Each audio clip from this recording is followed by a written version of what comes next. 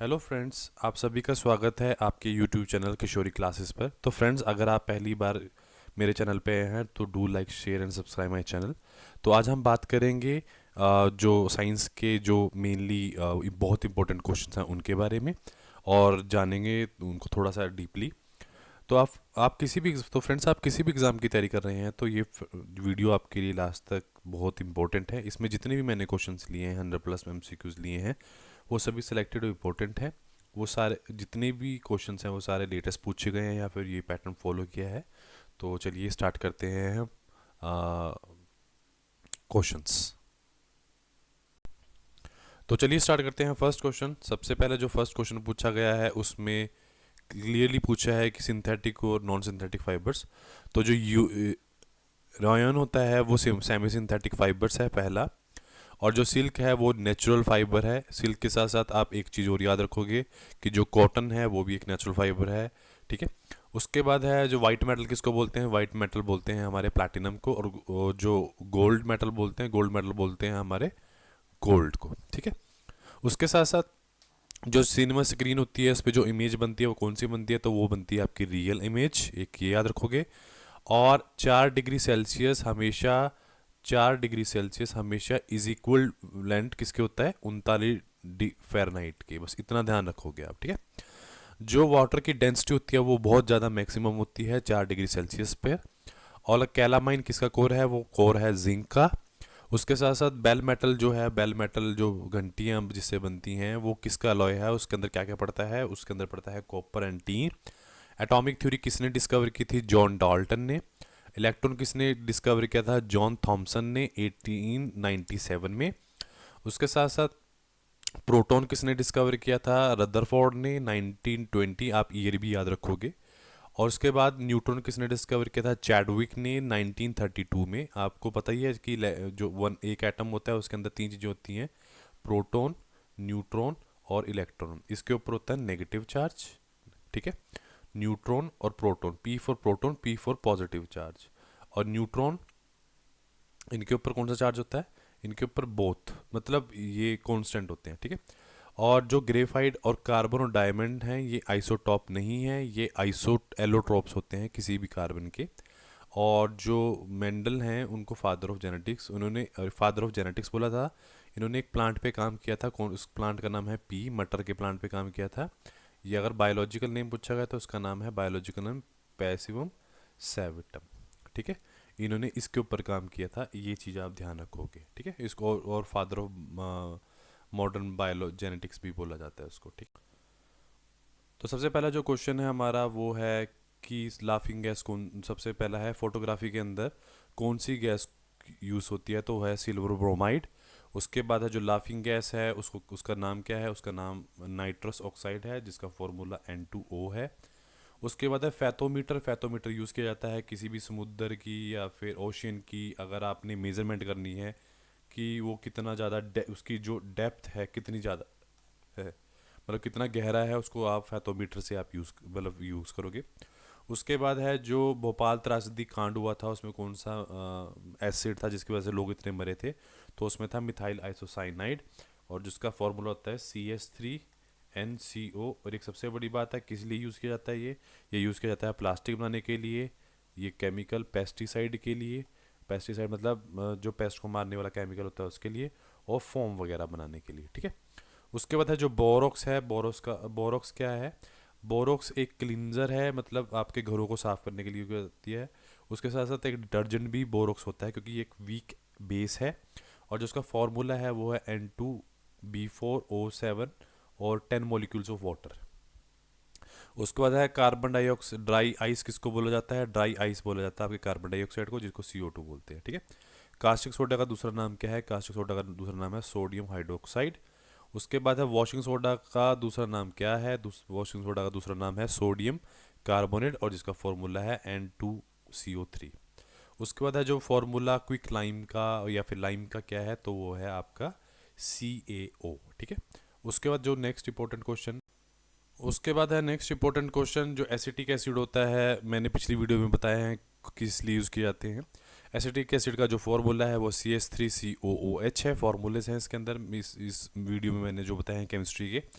उसके बाद है कि मैग्नीशियम ऑक्साइड जो है वो आपका MgO है। और उसके बाद है जो प्लास्टर ऑफ पेरिस है उसका है CaSO4 और हाफ मॉलिक्यूल्स ऑफ वाटर।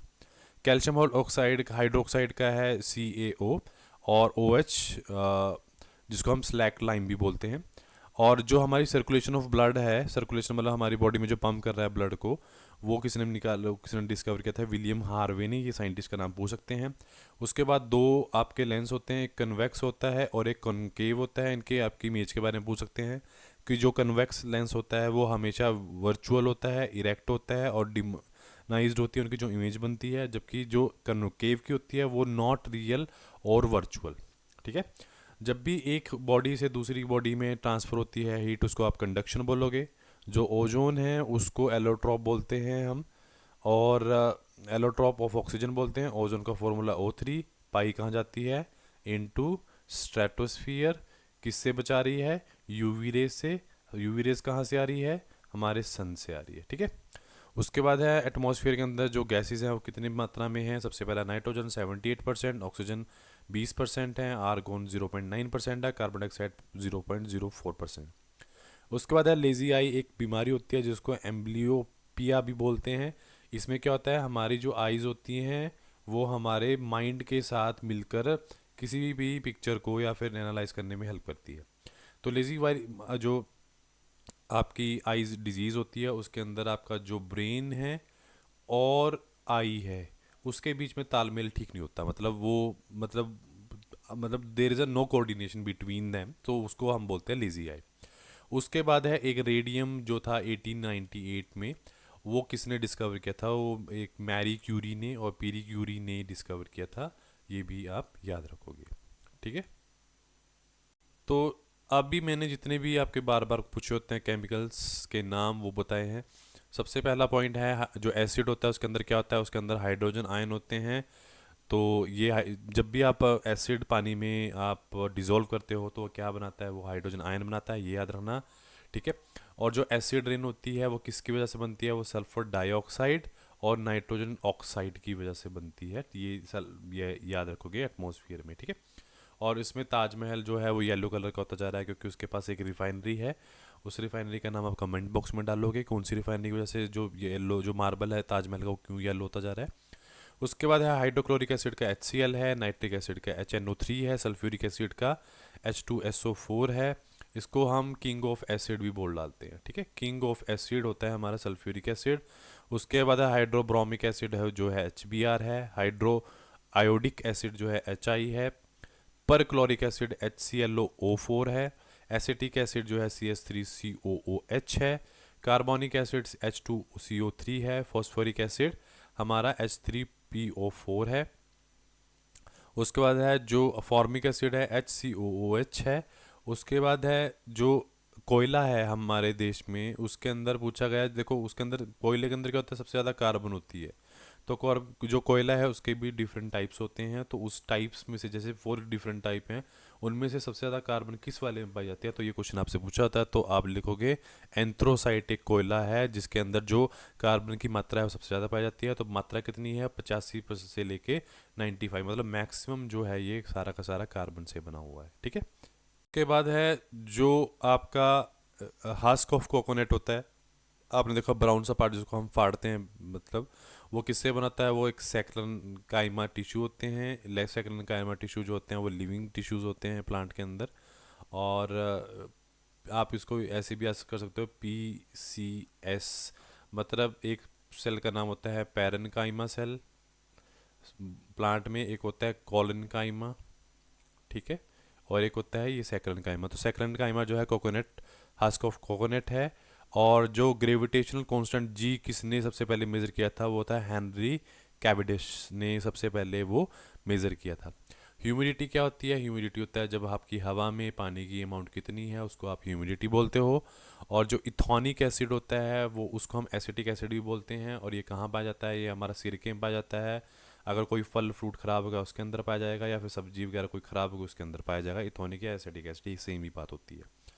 और उसके बाद है केमिकल फार्मूला जो है पोटाश का, उसका क्या है? K2SO4 Al2। उसके बाद है 24 मॉलिक्यूल्स ऑफ वाटर।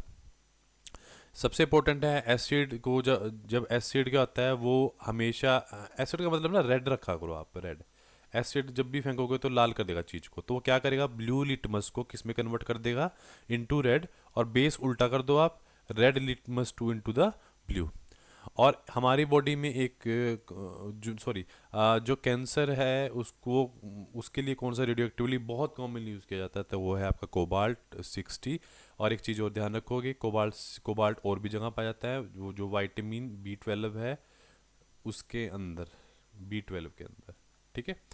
और जब सबसे बड़ा आर्टरी है हमारी बॉडी की वो है अरोटा। अरोटा से आपके ये, अगर आपका हार्ट है, हार्ट से अरोटा में जाएगी, अरोटा में जाएगा ब्लड, अरोटा से जाएगा आर्टरी में, आर्टरी से जाएगा कैपिलरी में, कैपिलरी से देन सेल के पास जाएगी, क्या जाएगी, ऑक्सीजन प्लस आपका ग्लूकोज, ठीक है, जो यूज़ किया जाता है।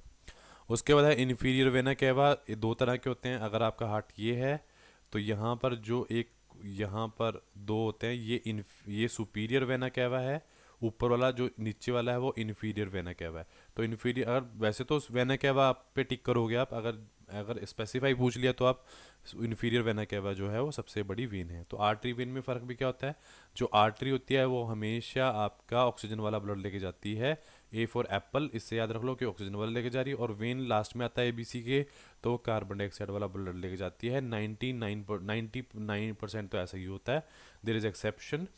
और तो एक्सेप्शन का नाम भी बता देता हूँ मैं आपको, कि जो पल्मनरी, जो आर्टरी है, पल्मनरी आर्टरी जो है वो आपका कार्बन डाइऑक्साइड वाला ब्लड लेके जाती है, और जो पल्मनरी वेन है वो ऑक्सीजन वाला ब्लड लेके जाती है। ये भी आप याद रखोगे, बहुत बार पूछा होता है।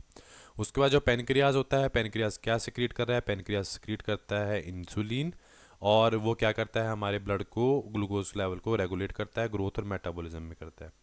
पेनक्रियाज दो तरह के हार्मोन बनाता है, सबसे बनाता है, एक इंसुलिन बनाता है, एक बनाता है ग्लूकेगॉन, ठीक है। अगर मीठा ज़्यादा बढ़ गया आपकी बॉडी में, बहुत ज़्यादा बढ़ गया, तो वो इंसुलिन आके उसको रेगुलेट कर देगा, ज़्यादा नहीं बढ़ने देगा। और कई केस में क्या होता है, जो मीठा अगर आपकी बॉडी में कम हो गया है तो उसको रेगुलेट करने के लिए ग्लूकेगॉन यूज़ किया जाता है। उसके बाद है जो लीवर है, सिक्रीट कौन करता है, सॉरी, लीवर क्या सिक्रीट करता है, बाइल करता है। और बाइल का काम क्या होता है, इसका काम होता है, एक क्वेश्चन आ सकता है, emulsification of fat. Emulsification of fat, इसका मतलब होता है जितना भी आप तला हुआ खा रहे हो तो उसको ब्रेक डाउन कौन करता है, उसको करता है आपका बाइल करता है।